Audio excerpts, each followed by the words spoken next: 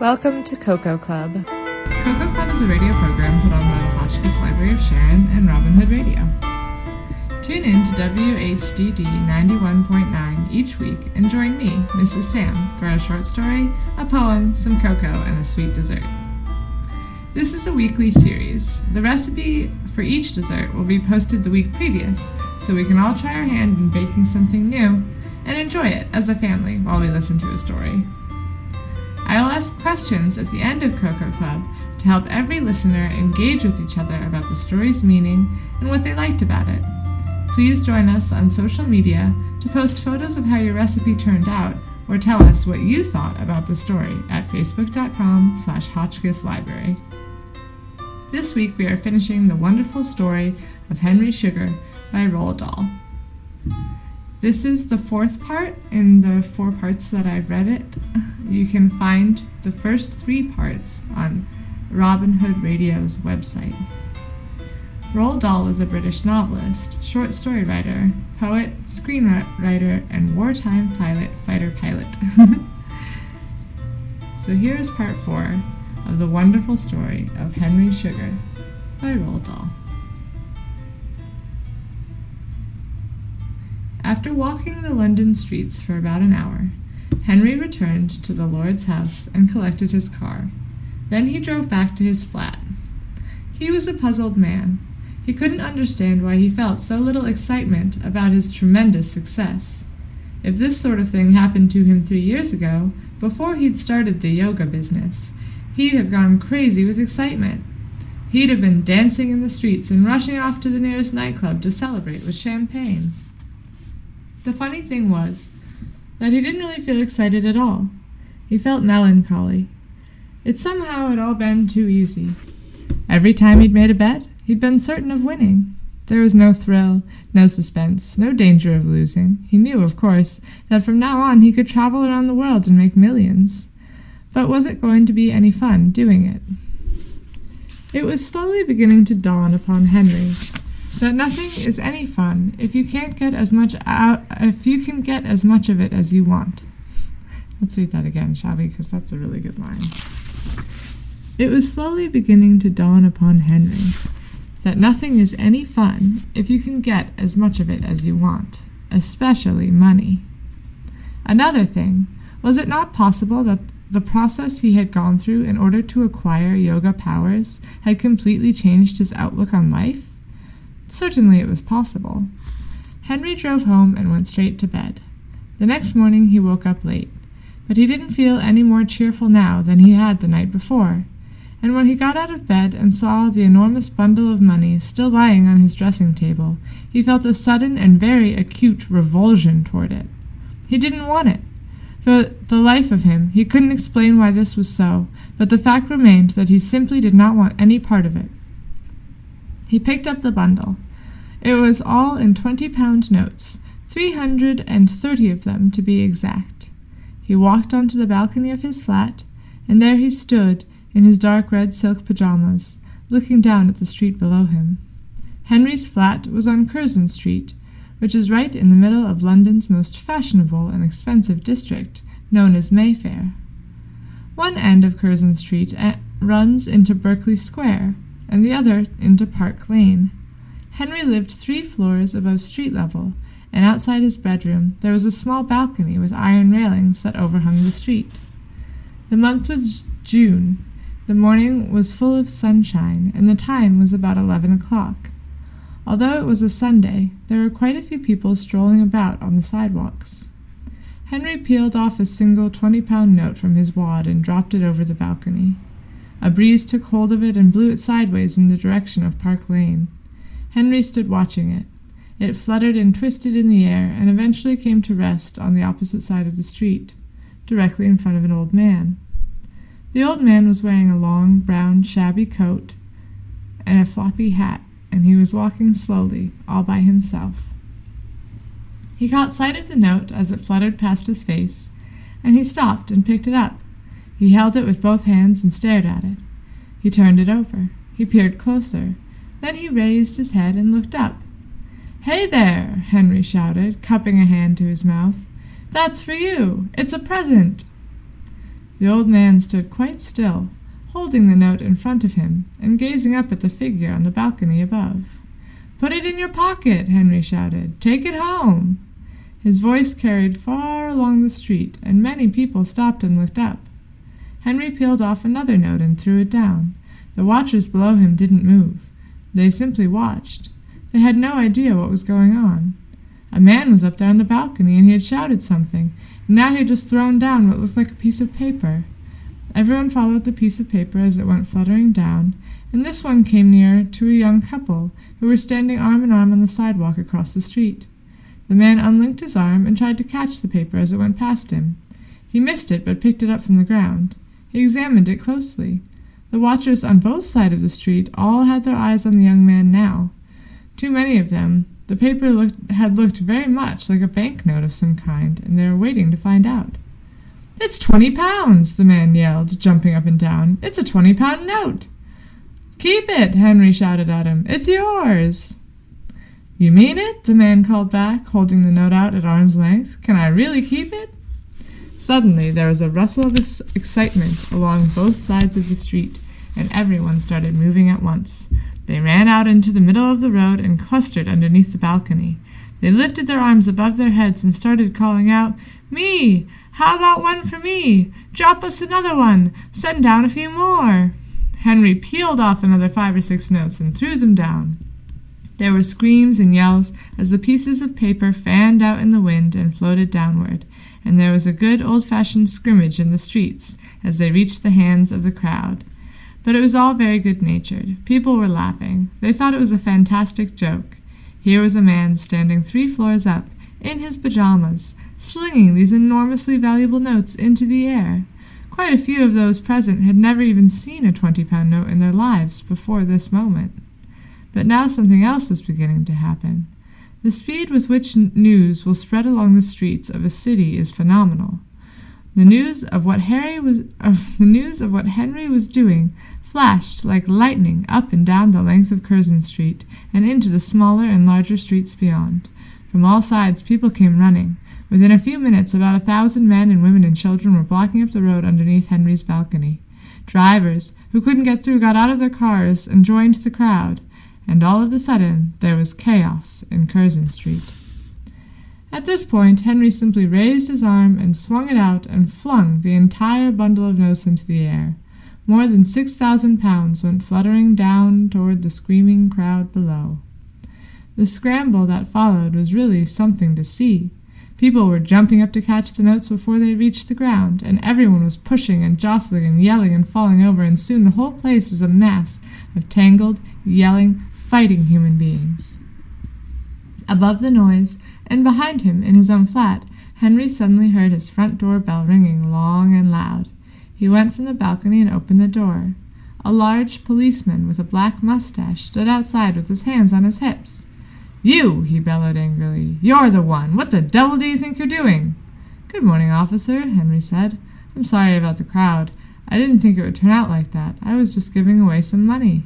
"You're causing a nuisance," the policeman bellowed. "You're creating an obstruction. You're inciting a riot, and you're blocking the entire street." "I said I was sorry," Henry answered. "I won't do it again, I promise. They'll soon go away." The policeman took one hand off his hip, and from the inside of his palm he produced a 20-pound note. "Aha!" Henry cried. "You've got one yourself. I'm so glad. I'm so happy for you." "Now you just stop larking about," the policeman said, "because I have a few serious questions to ask you about these here 20-pound notes." He took a notebook from his breast pocket. "In the first place," he said, "where exactly did you get them from?" "I won them," Henry said. "I had a lucky night." He went on to give the name of the club where he had won the money, and the policeman wrote it down in his little book. "Check it up," Henry added. "They'll tell you it's true." The policeman lowered the notebook and looked at Henry in the eye. "As a matter of fact," he said, "I believe your story. I think you're telling the truth. But that doesn't excuse what you did one little bit." "I didn't do anything wrong," Henry said. "You're a blithering young idiot," the policeman shouted, beginning to work himself up all over again. "You're an ass and an imbecile. If you're lucky enough to win yourself a tremendous big sum of money like that, and you want to give it away, you don't go throw it out of the window." "Why not?" Henry asked, grinning. "It's as good as any way of getting rid of money." "It's a damned stupid, silly way of getting rid of it," the policeman cried. "Why didn't you give it where it would do some good? To a hospital, for instance, or an orphanage. There's orphanages all over the country that hardly have enough money to buy kids a present even for Christmas. And then along comes a little twit like you, who's never even known what it's like to be hard up, and you throw the stuff out into the street. It makes me mad, it really does." "An orphanage?" Henry said. "Yes, an orphanage," the policeman cried. "I was brought up in one, so I ought to know what it's like." And with that, the policeman turned away and went quickly down the stairs toward the street. Henry didn't move. The policeman's words, and more especially the genuine fury with which they had been spoken, smacked our hero right between the eyes. "An orphanage?" he cried aloud. "That's quite a thought. But why only one orphanage? Why not lots of them?" And now, very quickly, there began to come to him the great and marvelous idea that was to change everything. Henry shut the front door and went back into his flat. All at once he felt a powerful excitement stirring in his belly. He started pacing up and down, ticking off the points that would make his marvelous idea possible. "1," he said, "I can get hold of a very large sum of money each day of my life. 2, I must not go to the same casino more than once for every 12 months. 3, I must not win too much money from any one casino, or somebody will get suspicious. I suggest I keep it down to £20,000 a night.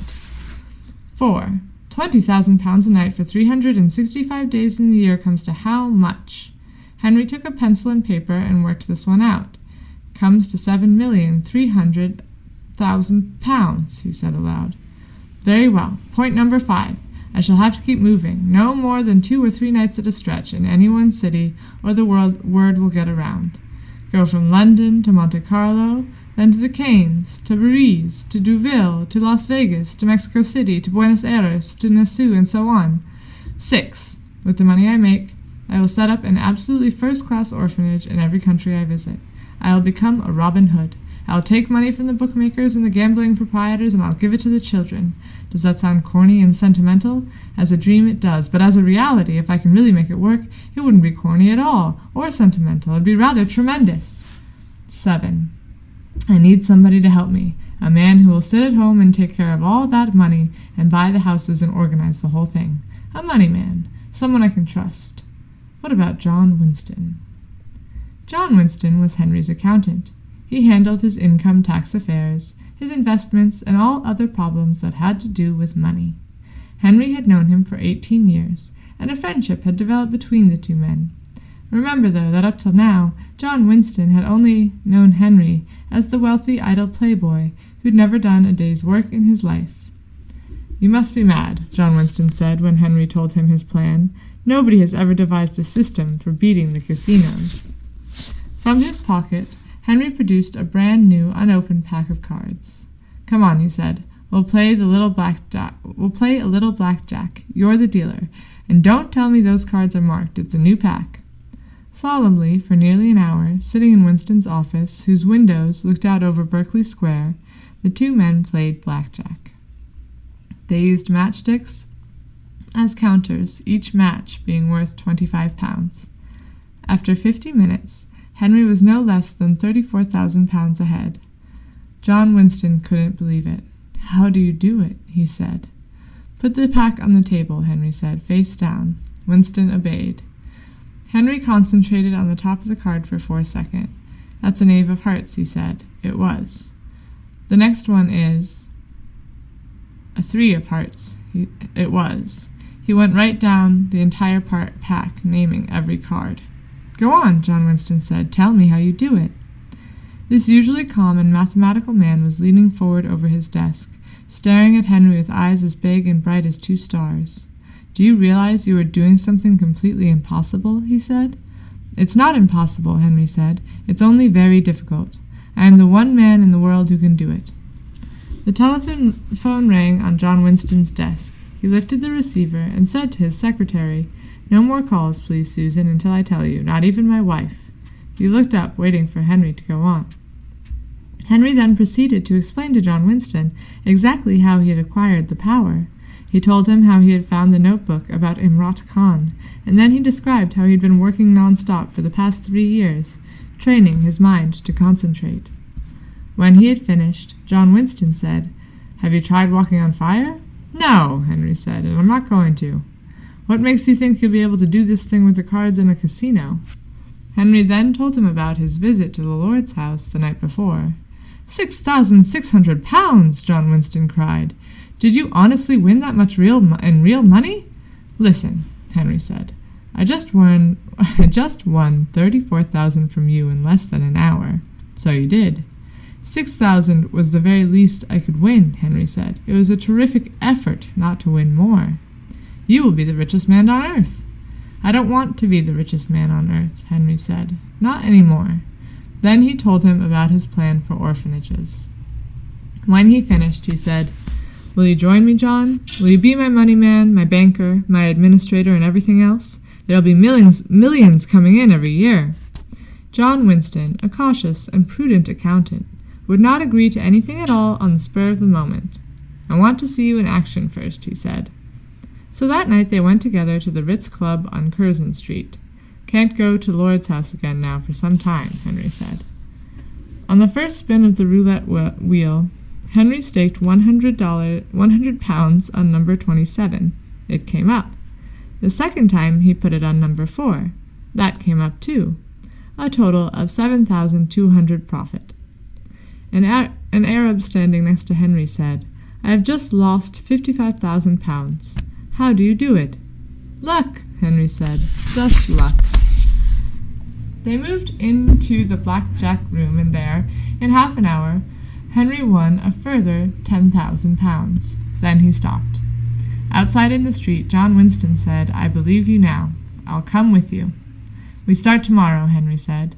"Do you really intend to do this every single night?" "Yes," Henry said. "I shall move very fast from place to place, from country to country, and every day I shall send the profits back to you through the banks. Do you realize how much it will add up to in a year?" "Millions," Henry said cheerfully. "About 7 million a year." "In that case I can't operate out of this country," John Winston said. "The taxman will have it all." "Go anywhere you like," Henry said. "It makes no difference to me. I trust you completely." "I shall go to Switzerland," John Winston said, "but not tomorrow. I can't just pull up and fly away. I'm not an unattached bachelor like you with no responsibilities. I must talk to my wife and children. I must give notice to my partners in the firm. I must sell my house. I must find another house in Switzerland. I must take the kids out of school. Dear man, these things take time." Henry drew from his pocket the £17,500 he had just won and handed them to the other man. "Here's some petty cash to tide you over until you get settled," he said. "But do hurry up. I want to get cracking." Within a week, John Winston was in Louisiana with an office high up on the lovely hillside town above Lake Geneva. His family would follow him as soon as possible, and Henry went to work in the casinos. 1 year later, he had sent a little over £8 million to John Winston in Louisiana. The money was sent 5 days a week to a Swiss company called Orphanages S.A. Nobody except John Winston and Henry knew where the money came from or what was going to happen to it. As for the Swiss authorities, they never want to know where the money comes from. Henry sent the money through the banks. The Monday remittance was always the biggest because it included Henry's take for Friday, Saturday, and Sunday when the banks were closed. He moved with an astonishing speed, and often the only clue that John Winston had to his whereabouts was the address of the bank that sent money on that particular day. One day it would come from Las Vegas, from Freeport, from Grand Cayman, from San Juan, from London, from Biarritz. It came from anywhere and everywhere, as long as there was a big casino in the city. For 7 years, all went well. Nearly £50 million had arrived in Louisiana and been safely banked away. Already John Winston had got 3 orphanages established, 1 in France, 1 in England, and 1 in the United States. 5 more were on the way. Then came a bit of trouble. There is a grapevine among casino owners, and although Henry was always extraordinarily careful not to take too much from any one place on any one night, the news was bound to spread in the end. They got wise to him one night in Las Vegas, when Henry rather imprudently took $100,000 from each of the 3 separate casinos that all happened to be owned by the same mob. What happened was this. The morning after, when Henry was in his hotel room, packing to leave for the airport, there was a knock on his door. A bellhop came in and whispered to Henry that 2 men were waiting for him in the lobby. Other men, the bellhop said, were guarding the rear exit. These were very hard men, the bellhop said, and he did not give much for Henry's chances of survival if he were to go downstairs at this moment. "Why did you come and tell me?" Henry asked him. "Why are you on my side?" "I'm not on anyone's side," the bellhop said, "but we all know you won a lot of money last night, and I figured you might give me a nice present for tipping you off." "Thanks," Henry said, "but how do I get away? I'll give you $1,000 if you can get me out of here." "That's easy," the bellhop said. "Take your own clothes off and put on my uniform. Then walk out through the lobby with your suitcase. But tie me up before you leave. I've gotta by lying here on your floor tied up hand and foot, so they won't think I've helped you. I'll say you had a gun and I couldn't do nothing." "Where's the cord to tie you up with?" Henry asked. "Right here in my pocket," said the bellhop, grinning. Henry put on the bellhop's gold and green uniform, which wasn't too bad a fit. Then he tied the man up good and proper with the cord and stuffed a handkerchief in his mouth. Finally, he pushed 10 $100 bills under the carpet for the bellhop to collect later. Down in the lobby, 2 short, thick, black-haired thugs were watching the people as they came out of the elevators, but they hardly glanced at the man in the green and gold bellhop's uniform, who came out carrying a suitcase, and who walked smartly across the lobby and out through the revolving doors that led into the street. At the airport, Henry changed his flight and took the next plane to Los Angeles. Things were not going to be quite so easy from now on, he told himself, but that bellhop had given him an idea. In Los Angeles, and in nearby Hollywood and Beverly Hills, where all the film people live, Henry sought out the very best makeup man in the business. This was Max Engelman. Henry called on him. He liked him immediately. "How much do you earn?" Henry asked him. "Oh, about $40,000 a year," Max told him. "I'll give you $100,000, Henry said, "if you will come with me and be my makeup artist." "What's the big idea?" Max asked him. "I'll tell you," Henry said, and he did. Max was only the second person Henry had told. John Winston was the first. And when Henry showed Max how he could read the cards, Max was flabbergasted. "Great heavens, man," he said, "you could make a fortune." "I already have," Henry told him. "I've made 10 fortunes, but I want to make 10 more." He told Max about the orphanages. With John Winston's help, he had already set up 7 of them in 7 different countries. Max was a small, dark-skinned man who had escaped from Vienna when the Nazis went in. He had never married. He had no ties. He became wildly enthusiastic. "It's crazy," he cried. "It's the craziest thing I've ever heard in my life. I'll join you, man. Let's go." From then on, Max Engelman traveled everywhere with Henry and carried with him, in a trunk, such an assortment of wigs, false beards, sideburns, mustaches, and makeup materials as you have never seen. He could turn his master into any one of 30 or 40 unrecognizable people, and the casino managers, who were all watching for Henry now, never once saw him again as Mr. Henry Sugar. As a matter of fact, only a year after the Las Vegas episode, Henry and Max actually went back to that dangerous city, and on a warm, starry night, Henry took a cool $80,000 from the first of the big casinos he had visited before. He went disguised as an elderly Brazilian diplomat, and they never knew what hit him. Now that Henry no longer appeared as himself in the casinos, there were, of course, a number of other details that had to be taken care of, such as false identity cards and passports.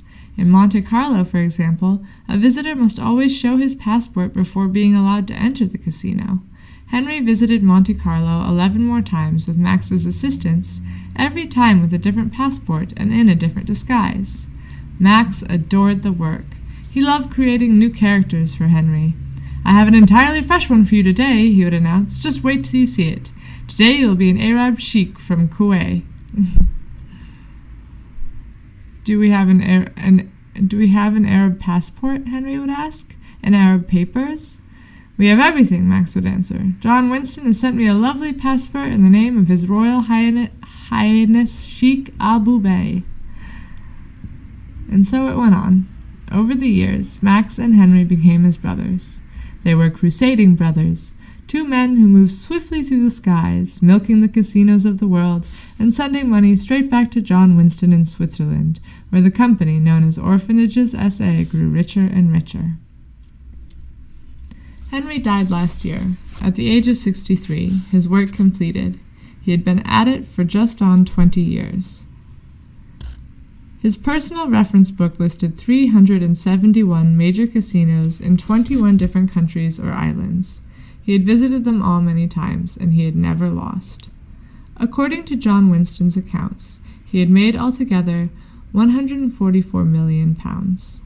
He left 21 well-established, well-run orphanages scattered about the world, one in each country he visited. All of these were administered and financed by John and his staff. But how do I, who am neither Max Engelman nor John Winston, happen to know all this? And how did I come to write the story in the first place? I will tell you. Soon after Henry's death, John Winston telephoned me from Switzerland. He introduced himself simply as the head of a company calling itself Orphanages S.A. and asked me if I would come out to Lucerne and see him with a view to writing a brief history of the organization. I don't know how he got a hold of my name. He probably had a list of writers and stuck a pin into it. He would pay me well, he said, and he added, "A remarkable man has died recently. His name was Henry Sugar. I think people ought to know a bit about what he has done." In my ignorance, I asked whether the story was really interesting enough to merit being put on paper. "All right," said the man who now controlled £144 million. "Forget it, I'll ask someone else. There are plenty of writers around." That needled me. "No," I said, "wait. Could you at least tell me who this Henry Sugar was and what he did? I've never heard of him." In 5 minutes on the phone, John Winston told me something about Henry Sugar's secret career. It was a secret no longer. Henry was dead and would never gamble again. I listened enthralled. "I'll be on the next plane," I said. "Thank you," John Winston said. "I would appreciate that." In Lucerne, I met John Winston, now over 70, and also Max Engelman, who was about the same age. They were both still shattered by Henry's death, Max even more so than John Winston, for Max had been beside him constantly for over 13 years. "I loved him," Max said, a shadow falling over his face. "He was a great man. He never thought about himself. He never kept a penny of the money he won, except what he needed to travel and eat. Listen. Once we were in Biarritz, and he had just been to the bank and given them £500,000 to send home to John. It was lunchtime. We went to a place and had a simple lunch, an omelette and a bottle of wine, and when the bill came, Henry hadn't got anything to pay it with. I hadn't either. He was a lovely man." John Winston told me everything he knew. He showed me the original dark blue notebook written by Dr. John Cartwright in Bombay in 1934 about Imrat Khan, and I copied it out word for word. "Henry always carried it with him," John Winston said. "In the end, he knew the whole thing by heart." He showed me the account books of Orphanages S.A., with Henry's winnings recorded in them day by day over 20 years, and a truly staggering sight they were. When he had finished, I said to him, "There's a big gap in this story, Mr. Winston. You've told me almost nothing about Henry's travels, and about his adventures in the casinos of the world." "That's Max's story," John Winston said. "Max knows all about that because he was with him, but he says he wants to have a shot at writing it himself. He's already started."